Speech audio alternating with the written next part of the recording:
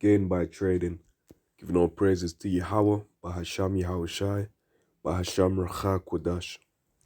So in Luke chapter 19, starting at verse 12, says, he said, therefore, a certain nobleman went into a far country to receive from himself a kingdom and to return.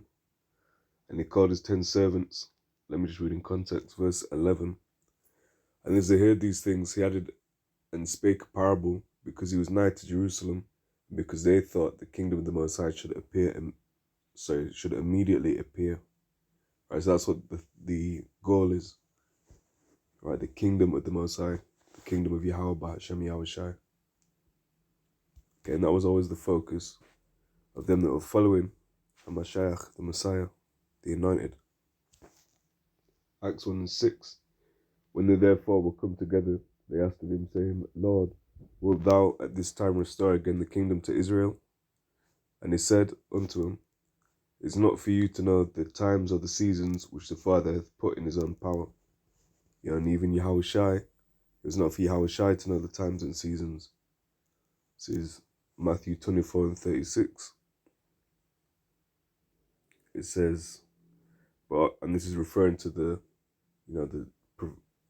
what's termed as the second coming. Verse 36, but of that day and hour knoweth no man, no, not the angels of heaven, but my Father only. Right, so even Yahawashi doesn't know exactly the time he's coming back. That's why, an angel, a messenger will be sent to tell him the time. All right, Revelation 14:14. And I looked, and behold, a white cloud, and upon the cloud sat one like unto the Son of Man, having on his head a golden crown, and in his hand a sharp sickle. Right, and that's Yahawashi. Okay, coming back to make the harvest, if you like. Verse 15. And another angel came out of the temple, crying with a loud voice to him that sat on the cloud, thrust in thy sickle and reap, for the time is come for thee to reap, for the harvest of the earth is ripe. Right, bear with me. Right, Salachia, so I lost trail. Just had a knock on the door. Right, so Yahawashi thrust his sickle on the earth was reaped. And this is the time when the judgment goes out, and the salvation goes out, because it's going to be salvation for some and judgment for others. And that's not just nationally. Not just because you have, let's find if I can find that, Abraham to a father.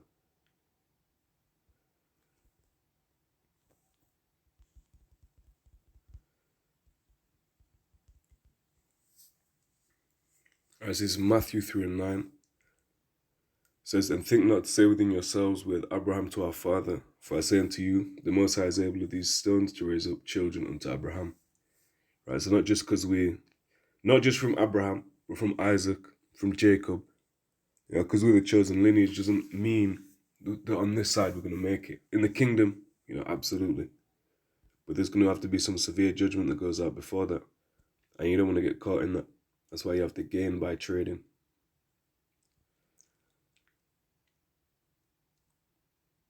Right, so verse 12 now of Luke 19. He said, therefore, a certain nobleman went into a far country to receive for himself a kingdom and to return. And he called his 10 servants and delivered them £10, and said unto them, occupy till I come. But his citizens hated him and sent a message after him, saying, we will not have this man to reign over us. And that's our people.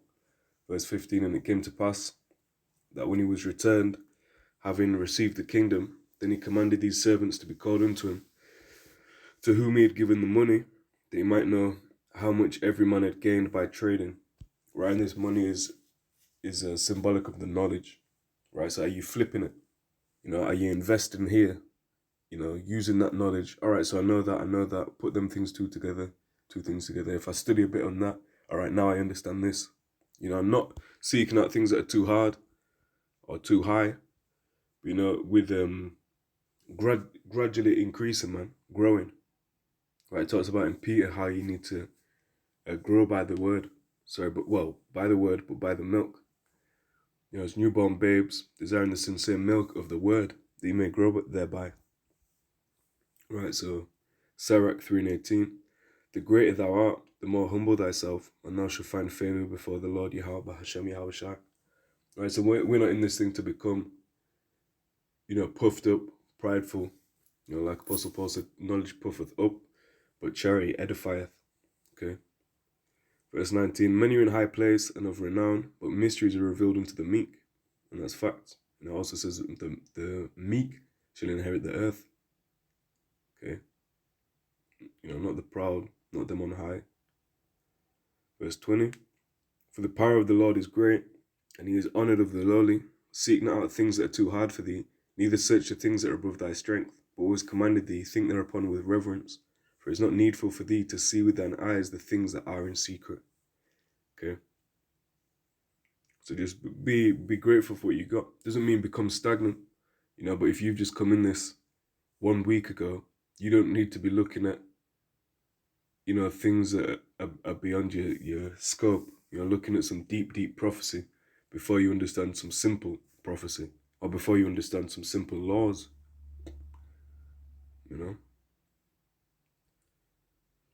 Verse 23, be not curious in unnecessary matters, for more things are shewed unto thee than men understand. So the average man doesn't understand these biblical nationalities, doesn't understand why our people are in the condition that we're in.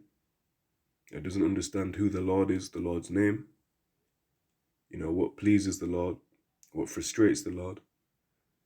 Doesn't understand what the Sabbath is, how to keep the Sabbath. Certain ones don't understand, what an Israelite is. Full stop. They've never heard of Israelite. They might have heard of Jew, they might have heard of the southern kingdom, but they don't understand the lineage. Jacob, Isaac, Abraham, as we touched on briefly earlier. So these things are mysteries unto the world, man. So we should be grateful and always give thanks to Yahawah, bahasham, Yahawashi, for this truth. Okay, for his son, because ultimately Yahawashi is the word. Right, so we ought to gain by trading.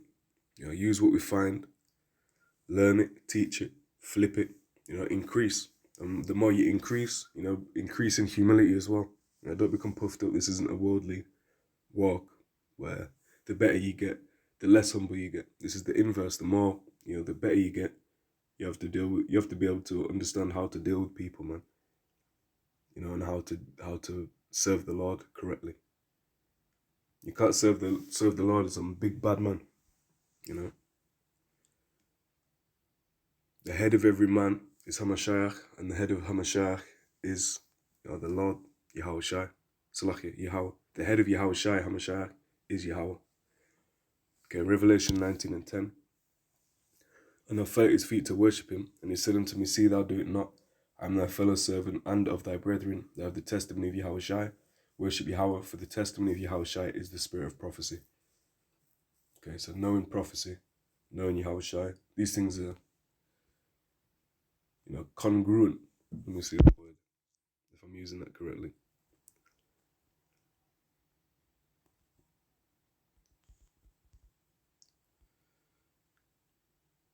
Yeah, man, suitable, proper, harmoniously joined or related.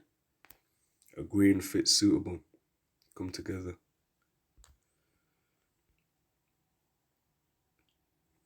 Right, so Sirach, and I think I'll end it here. Sirach chapter 39, verses 1 through 4. But he that giveth his mind to the Lord the Most High, and is occupied in the meditation thereof, will seek out the wisdom of all the ancients, and be occupied in prophecies.